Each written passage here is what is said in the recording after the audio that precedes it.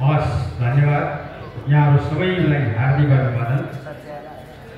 सभ्यता आफैमा प्रगतिशील हुन्छ। समय, अवस्था, परिवेश र परिवर्तनसँगै सभ्यताका पनि मूल्य र मान्यताहरू परिवर्तनशील हुन्छन्।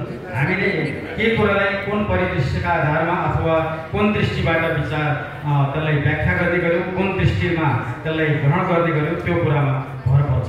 जहाँसम्म सुदूरपश्चिमको सभ्यताको कुरा गर्ने हो भने यो भित्र रहेका प्रगतिशीलता, सांस्कृतिक प्रगतिशीलताहरू हामी नितान्त रूपले अत्यन्त उच्च मूल्य मान्यताहरू भोगेको अवस्था नै सभ्यता हो भने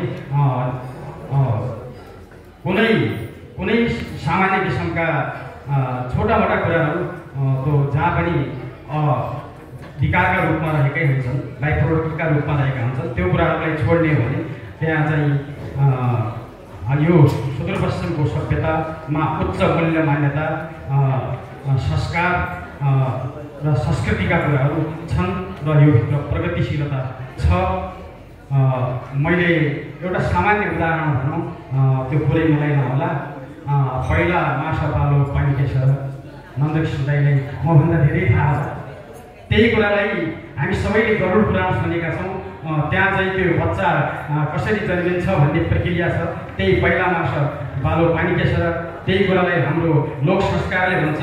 त्यो लोक संस्कार फाग माङ्गल जसले सिर्जना गरे उनले साइन्स पढेका थिएनन्, तर त्यही कुरा अहिलेको स्वास्थ्य विज्ञानले पनि त्यही पहिला माछा पालो पानी केशर नै भन्छ। गरुड पुराणले पनि त्यही भन्छ अनि हाम्रो माङ्गलले पनि त्यही भन्छ र अहिलेको अत्याधुनिक हेल्थ साइन्सले पनि त्यही भन्ने हो। त्यो एउटा मैले नमुनाको उदाहरण प्रस्तुत गरेँ।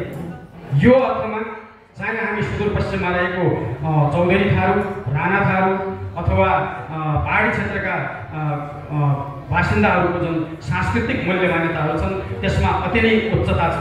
र अहिले चाहिँ यो सांस्कृतिक भनेपछि नाचगान मात्रै हो भन्ने जुन सङ्कीर्णता हामीले बोक्छौँ भनेपछि त्यो सभ्यताभित्र अटाउँदैन, त्योभित्र अहिले सभ्यता पनि घुसेको छ। त्यसकारण मेरो दृष्टिमा हामी सकारात्मक दृष्टिले सोच्ने हो भने हामी उच्च मूल्य मान्यता भएको शिष्टता बोकेको, परम्परा बोकेको एउटा भूमिमा बसेका छौँ। त्यसलाई हामीले खोज्नुपर्छ, सम्हाल्नुपर्छ, संरक्षण गर्नुपर्छ र बचाएर अघि बढ्नुपर्छ। धन्यवाद।